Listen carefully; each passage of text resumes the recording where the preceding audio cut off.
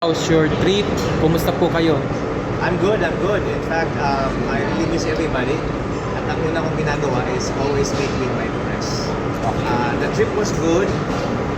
Lagi kong umuwi ng May kasi wala masyadong turbulence.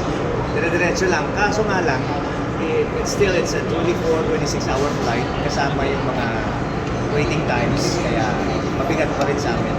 So it's been 2 days, nakaka-recover na rin. So that's it. Gaano kahalaga po sa inyo ang Philippine tour?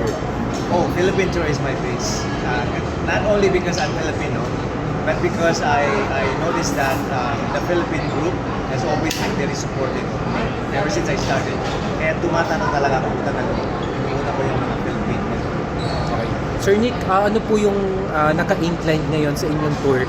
This time, meron daw po kayong bagong EP. Yes. Actually, yung gospel songs and dancing, 2 albums, no? Album number 5, gospel. Album number 6, dance. Ang kamakita ng artists will release 2 at the same.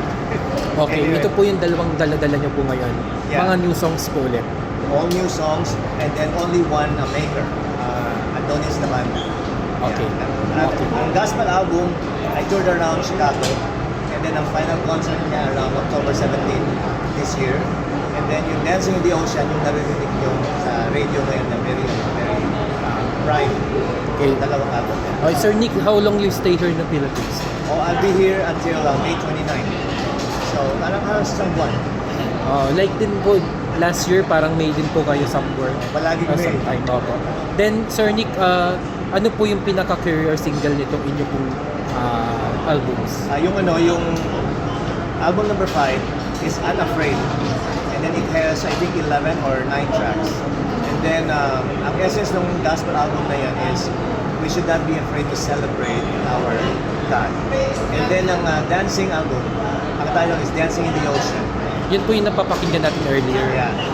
Puro upbeat po yung mga songs siya. Upbeat siya. At the same time, kumbaga dance songs. Dance songs. Ano po yung makikita namin dito? Marami siyang parang Caribbean style. Kasi bihira tayo mag-Caribbean. No? Ang pinakasikat na Caribbean, almost like, is La Isla Bonita. So parang ganun ang mga beat niya. Tapos, ang career single Dancing in the Ocean, pag-release pa lang first day. Pagtaas ng rating niya. Pinasa Spotify na rin po siya. Lahat. Sa Spotify, mga iTunes, streaming. YouTube. Sumusunod sa kanya yung Footprints at saka Spinning Wheel. Pero may isang Tagalog. Yung may narinig din po kami Tagalog. Isang Tagalog siningit namin. Ang title, Wala Nang Iba. Wala na iba, tapos yung tune pa rin ng Caribbean. Yeah. Hindi, parang siyang swing. Swing naman. Sa ballroom. Okay. Kaya lahat po dance album talaga siya. Dance album lahat. Okay. Pero meron din siyang kanta para sa mga brothers ko sa mga black community.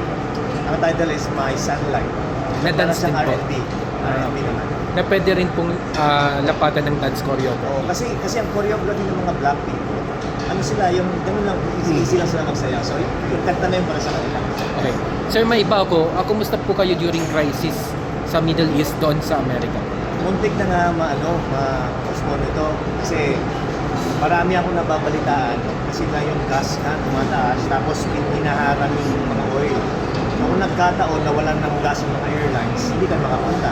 Although we bought our tickets since February, but you never know. Kaya ngayon pinagdadasal pa rin natin, hindi pa rin tayo nakakasiguro. Kaya apektado rin po talaga yung mga Filipino community sa Amerika. Lahat apektado, lalo na yung commodities na. Halimbawa, dati mabibili mo grocery, mapupuno mo yung trunk, halimbawa lang $100. Ngayon, halos $800. Mahalan lahat. Pero I understand this is temporary. Kasi yung inaayos ng Amerika yung mundo. So hopefully pag naayos na, mag-okay lahat. Okay. Ibig sabihin, talagang lahat po, apektado ng crisis. Apektado lahat. Okay. Sige po sir, ano po yung mensahe nyo sa mga Pilipino, lalo na po doon sa mga supporters ninyo simula pa nung una? Yeah. Ang hinihiling ko lang sa mga kapwa kababayan that no matter how life is hard, huwag kayo mawala ng pag-asa at kung sakasakali man wala kayong kausap, makinig lamang kayo sa kanta ng bagong album. Siningit bigla. At higit sa lahat, magdasal. Palagi kong sinasabi, huwag din kayong matakot na Unafraid. ng Diyos. Unafraid. Mag-update palagi. Take pera sa'yo. Tsaka Dancing in the Ocean din. Sir, na-miss niyo po ba yun? Dancing in the Ocean dito sa Philippines? Oo. In fact, ang plano namin gagawin MTV, talagang sa ocean gagawin. Okay. Yeah, meron kaming teaser videos, nasa YouTube na lahat makikita nyo. Ano siya, makita mo halos sa ocean ginawa. Kaya tinaon niyo rin po ng summer day niyo, summer month kayo ilabas. Yes.